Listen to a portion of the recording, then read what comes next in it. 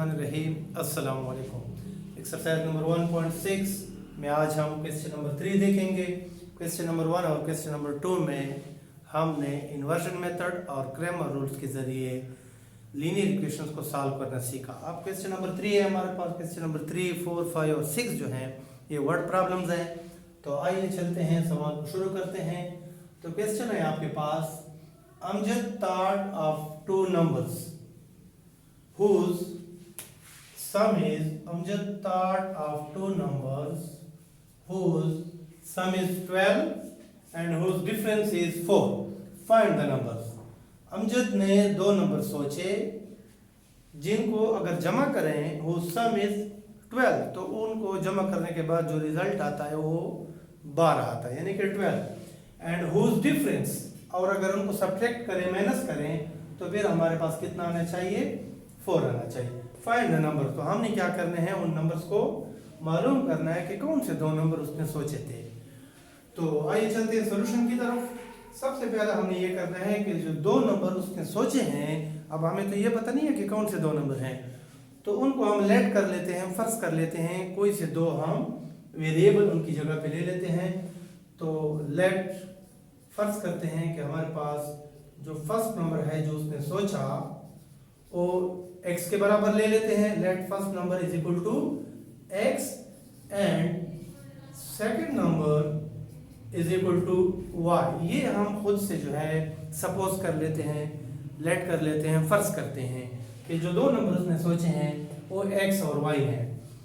अब हमने क्या करना है, कंडीशन को देखना है कि कौन सी कंडीशन उन्होंने दी हुई है।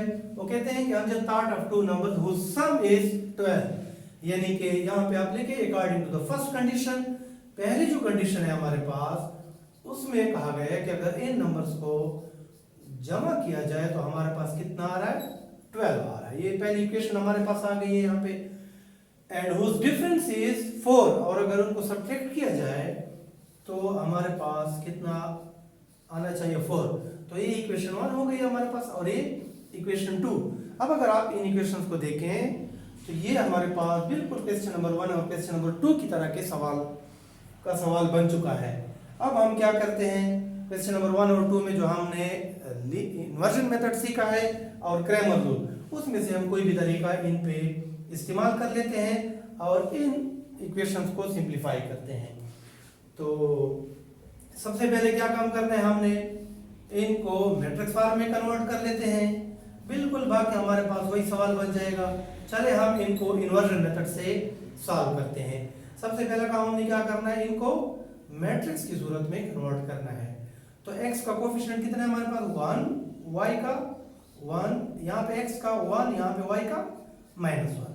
तो ये हमारे पास एक इक्वेशन बन गई, सॉरी एक मैट्रिक्स बन गया। उसके बाद हमने क्या करना है, वेरिएबल्स। वेरिएबल कौन कौन से इस्तेमाल किए हमने? x और y। ये आपने कॉलम मैट्रिक्स की सूरत में लिख लेना है और राइट पे हमारे पास है 12 और 4। तो इनको आप नाम दे दें, ये कैपिटल X और ये B। अब हमारे पास ये क्या बन जाएगी? ax is equal to b।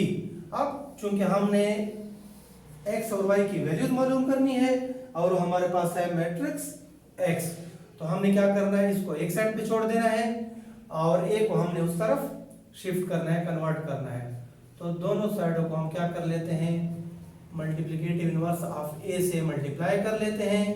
तो यहाँ पे a और a इनवर्स आपस में कैंसिल आउट हो जाएंगे या मल्टीप्लाई हो के हमारे पास कितना देगा? ये आइडेंटिटी मैट्रिक्स यानी कि 1। तो फिर हमारे पास फिर भी यहाँ पे x ही बचेगा और ये हमारे पास a इनवर्स और b। तो ये हमारे पास, इसको हम इक्वेशन 3 कर लेते हैं। अब हमने क्या करना है, मैट्रिक्स भी हमारे पास मौजूद है और a इनवर्स हमने सबसे पहले फाइंड करना है, फिर इस इक्वेशन में पुट कर लेंगे और हम मैट्रिक्स x यानी x और y की वैल्यूज आसानी से मालूम कर लेंगे। तो सबसे पहले हम क्या करते हैं, a इनवर्स फाइंड करते हैं। a इनवर्स के लिए हमारे पास फार्मूला क्या है? One by determinant of a into adjoint of a। तो सबसे पहले a का डिटर्मिनेंट फाइंड करते हैं। मैट्रिक्स a यहाँ से उठा लेते हैं, 1 1 1 और -1, 1 1 1 और -1। तो डिटर्मिनेंट में प्राइमरी डायगोनल को आपस में मल्टीप्लाई करते हैं। 1 मल्टीप्लाई बाय -1 आएगा और उससे सब्ट्रैक्ट करना है सेकेंडरी डायगोनल का प्रोडक्ट 1 into 1, ये भी हमारे पास 1 ही आएगा। तो ए का डिटर्मिनेंट हमारे पास यहाँ पे देखें दोनों माइनस के हैं, तो जमा होंगे साइन यही रहेगा। तो ए का डिटर्मिनेंट हमारे पास नॉन सिंगुलर आया, तो इसका मतलब ये है कि ए इनवर्स एग्जिस्ट करता है। अब हम क्या कर लेते हैं, यहाँ पे ए का एडजॉइंट भी मालूम कर लेते हैं, एडजॉइंट ऑफ ए। एडजॉइंट में हमने क्या करना होता है, इनकी पोजीशन तब्दील करनी है प्राइमरी डायगोनल की। -1 यहाँ आ जाएगा और a+1 यहाँ पे आ जाएगा, ये -1 और a+1, और इनके हमने क्या तब्दील करने हैं, साइन चेंज करने हैं। तो ये +1 -1 हो जाएगा, ये +1 भी -1। तो ये a का डिटर्मिनेंट और एडजॉइंट ऑफ ए हमारे पास आ चुके हैं। अब इस इक्वेशन में, इस फार्मूले में इनको क्या करते हैं, पुट कर लेते हैं, और हमारे पास a का मल्टीप्लिकेटिव इनवर्स जो है वो आ जाएगा। ठीक हो गया। सॉरी, सबसे पहले हम देखते हैं कितना आ रहा है हमारे पास, ये formula 1 bye determinant of A, direct इसमें पुट करते हैं। डिटर्मिनेंट कितना आ रहा है हमारे पास, -2, और यहाँ पे एडजॉइंट कितना है, -1 और 1। तो ये हमारे पास ए का मल्टीप्लिकेटिव इनवर्स है। अब आगे अगर आप देखें तो हमारे पास बी भी मौजूद है और ए का इनवर्स भी आ चुका है। तो अब इस इक्वेशन में, इक्वेशन 3 में हम क्या कर लेते हैं, इन दोनों वैल्यूज को पुट करते हैं यूजिंग इक्वेशन 3 को हम दोबारा इस्तेमाल करते हैं। x = a inverse b, x उसी तरह आता जाएगा। a इनवर्स कितना है हमारे पास, 1 डिवाइडेड बाय -2, -1 और 1, ये हमारे पास a है। और मैट्रिक्स भी हम, ये हमारे पास a का मल्टीप्लिकेटिव इनवर्स और मैट्रिक्स भी यहाँ से 12 और 4, तो ये 12 और 4, x अपनी जगह 1 बाय -2 भी आता रहे। अब इनको हम क्या करते हैं, मल्टीप्लाई करते हैं। फर्स्ट रो फर्स्ट कॉलम के साथ हमने मल्टीप्लाई करना है। -1 मल्टीप्लाई बाय 12 कितना आ जाएगा, ये -12। अब -1 मल्टीप्लाई बाय 4, तो दरमियान में प्लस आता है हमारे पास, लेकिन ये माइनस उसको माइनस कर देगा, तो ये क्या हो जाएगा, -4। अब फर्स्ट रो सेकंड कॉलम तो नहीं है हमारे पास, सेकंड रो पे आते हैं। सेकंड रो फर्स्ट कॉलम, -1 × 12, ये -12। अब दरमियान में हमें पता है प्लस 1 × 4, ये हो जाएगा हमारे पास 4। ये 1 बाय -2 ये अपनी जगह आता रहे, ये दोनों माइनस के हैं, जमा होंगे साइन ये रहेगा, -12 -4 ये हो जाएगा -16। यहाँ पे एक प्लस का एक माइनस का है, माइनस होंगे साइन बड़े वाले का, तो ये आ जाएगा -8।